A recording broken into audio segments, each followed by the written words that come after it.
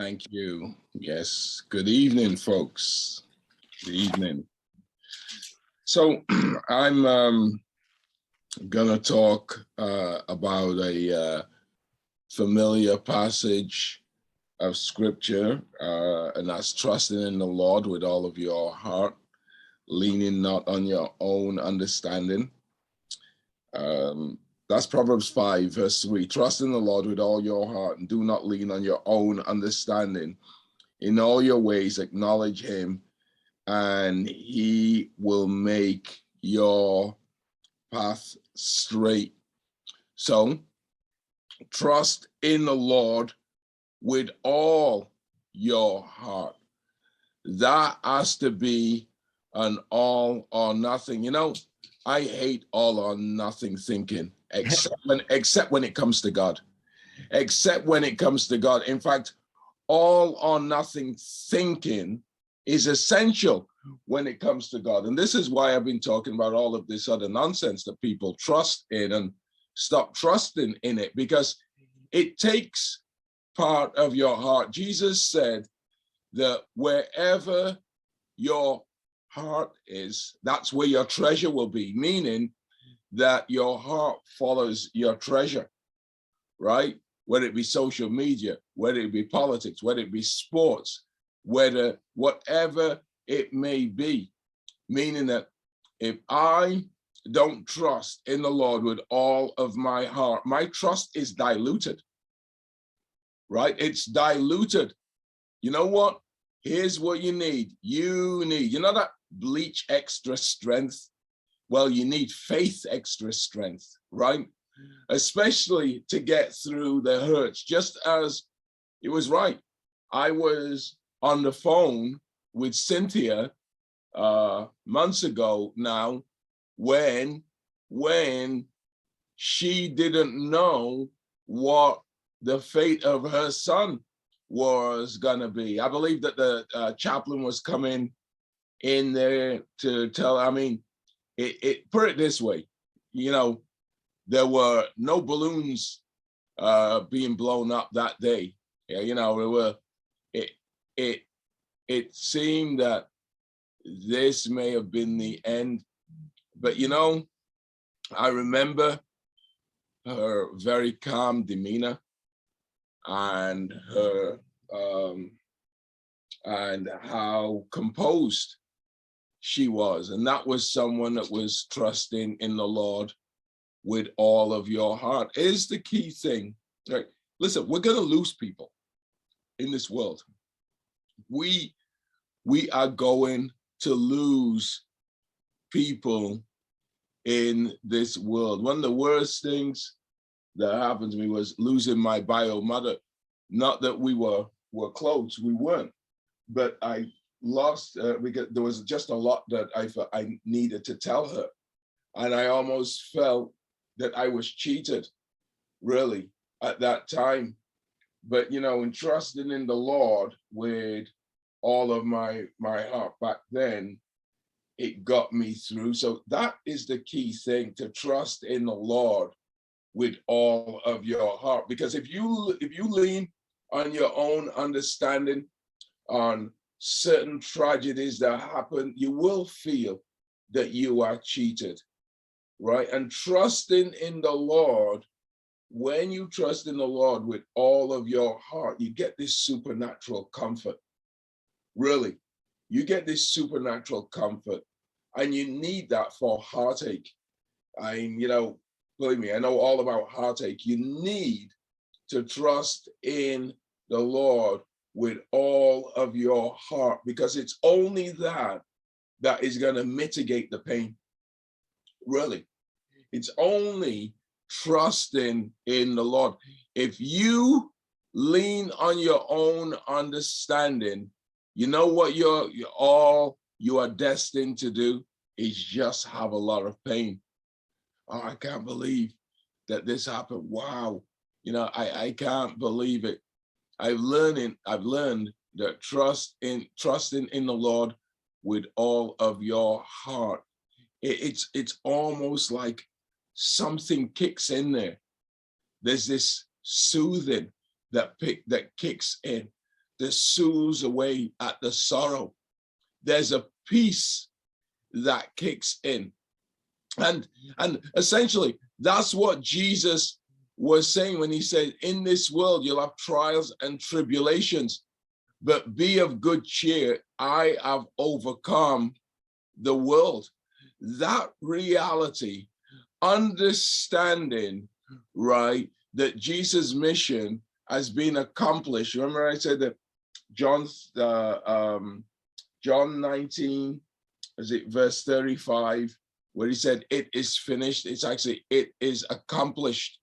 What that does, that gives your heart access to the soothing medication, supernatural medication of Christ's victory. Really, of Christ's victory. It brings that peace. It brings the joy. It brings this, because a lot of times it's not understanding. It's leaning on your own understanding that causes now a lot of the pain to actually intensify. Oh, I don't understand it. Oh, this, my friends, their families haven't had this. And look, this has happened at the holidays. There is no good time for tragedies to happen. But when you understand the supernatural reality of what God has done and where you are going, right, that tragedy is mitigated. You know, and one of the things that I found is God gives us treasures in darkness. Really, that's what you have to look for, the treasures in darkness. I remember when we were kids and we used to say, oh, look up at the skies. The stars come out at night. No, the stars are always out. It's just you can see them in darkness. Really, you can see treasures in dark places. And that's what you have to understand. And the greatest blessing, this is why I embrace darkness. I have no problem with adversity, because I know I've had all my spiritual growth has actually occurred there. My spiritual growth hasn't occurred in parties. It hasn't occurred in good times. No, it's occurred in tough times. And so here's the thing. If you are a Christian, you got to remember this. You got to remember, as bad as the tragedy is, Scripture says all things work together for good, right? So this is going to work together for good. So be looking for the good, because a tragedy, look at this, a tragedy is just a conduit to some kind of treasure. Really, it is just a conduit to some kind of treasure, to something better. If all things work together for good, that tragedy is just a conduit to some kind of treasure. Look at Good Friday. I still think we should call it Good Sunday, but anyway, that's just me. But Good Friday looked incredibly bad, right? But 2 days later, on that Sunday, it was incredibly wonderful for all mankind. And so that really should be the prayer, right? As you are going through some kind of tragedy, right? God, what is it that you want me to learn, that you want me to get out of this? It doesn't end there. Always remember, it is a conduit to something better. Remember that, right? Remember that in God's supernatural way, even though you don't understand it, it's something for your betterment. And understand one thing, And when God tells us don't lean on your own understanding, it's not that God doesn't make sense, right? It's just that God is beyond the senses. That's the thing. God is beyond the senses. You know, people can't and try to intellectualize God. It's not possible. Job tried that. Oh, well, this and that. And what did God say to you? Were you there when I laid the foundations of the earth? You know, really figure that out. I mean, you really explain the Trinity, explain eternity, really explain eternity. Really just a sense of space without time. We cannot explain that, right? Because our minds are framed. And that's why he says, don't lean on your own understanding. Don't expect God to do things the way that we would. His ways are not our ways, right? No, his ways, his thoughts are not our thoughts. Really, probably, really, the Apostle Paul, for what he did, really, in our understanding, probably should never have been the Apostle Paul. Peter, probably in our understanding, probably should not have been the Apostle Peter, right? I mean, wow, can you believe this guy denied Christ? Not once, that's bad enough, but 3 times. My word, Jesus could have probably have got this guy to a place. By the time the cock crows, you deny me 10 times, right? Because after you've done it 3 times, hey, the rest is just downhill, right? The rest is just downhill, right? So in terms of not leaning on our own understanding, because here's what our own understanding does, right? It creates for us a model for how we think something should happen. And what happens if you have in your mind a scenario of how something should happen, and it doesn't happen that way? Just that is going to be a letdown, right? Those expectations didn't get met. And so just that, so that's really going to compound the issue. That's why I said, let God lead in this. I don't mean to sound cliche in terms of, you know, God's ways are a mystery. I'm not even going to say that. I'm going to say God's methodology is a mystery, but God's end is not. It's always good. How he gets to the good may be a mystery, but the end is always good. Really, you think about it, God's ways are past finding out. God uses the foolish things of the world to confound the wise, and the weak things of the world to confound the mighty, and the base things and the things that are not to bring to nothing those things that are, so that no man will be able to brag in the presence of God. God's ways are past finding out, but God's goals and purpose are always good. The end is always love, even though there may be a bumpy passage. God always promises a safe arrival.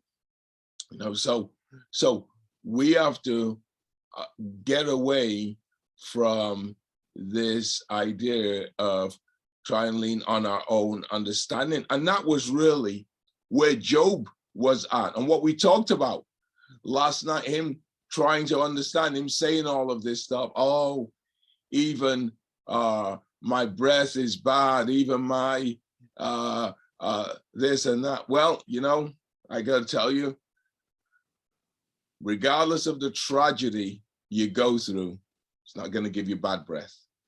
Yeah, really. I mean, think about it.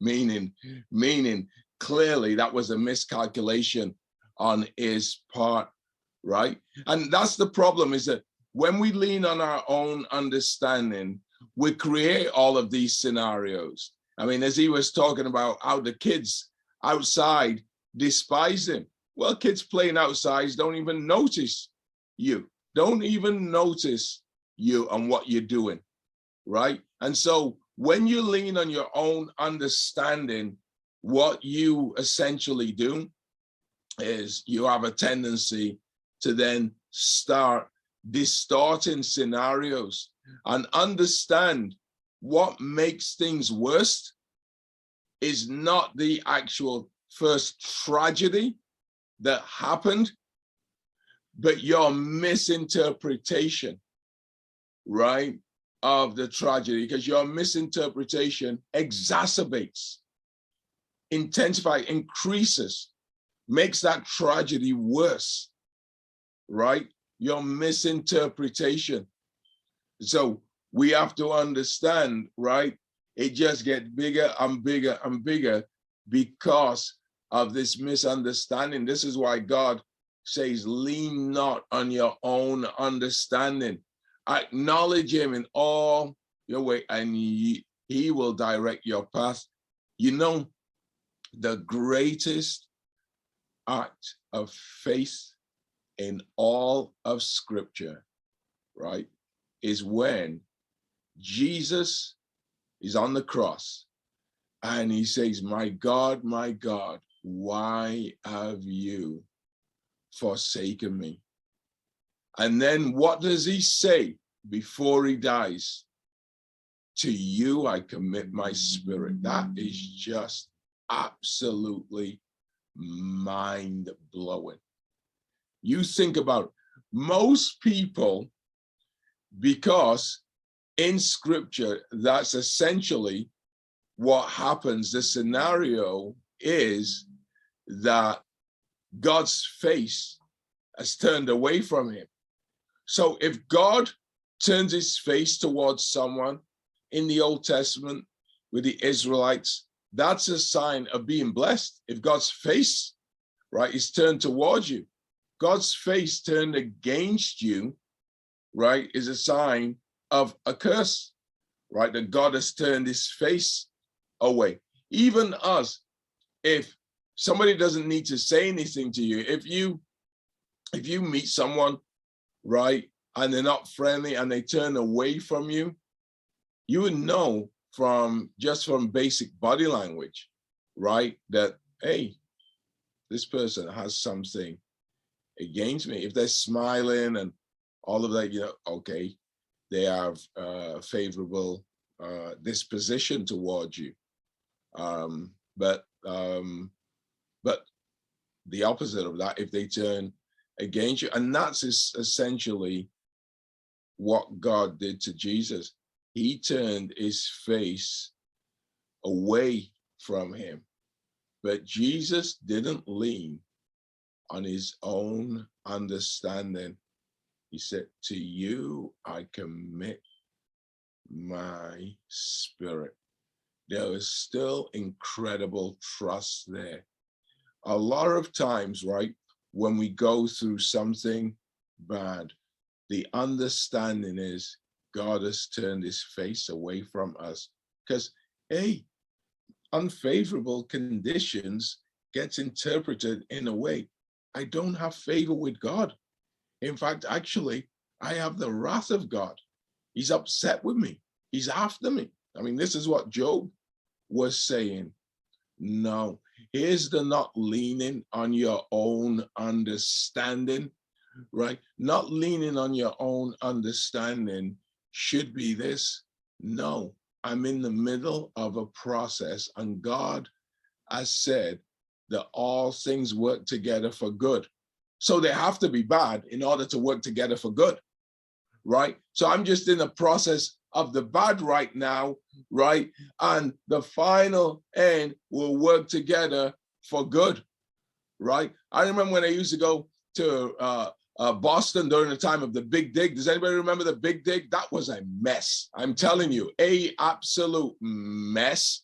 And don't get me wrong, there's still a lot of congestion in and around Boston, but it's so much better. But at the time, it was an absolute mess. And it also seemed like it was just going to go on forever, right?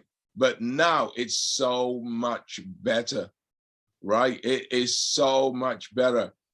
I know, right, when Cynthia saw her son, right, it was an absolute mess at the time. You know, going to a hospital, tubes all over the place. It looks bad. Cynthia sent me a picture of a routine follow-up of her son, and he sat on this chair, just normal. I think he's got a cast on his hand. That's it. Really. I mean, at the end of the day, if she were to just get caught up in that process, right, she would actually get stuck there. But she didn't lean on her own understanding, right?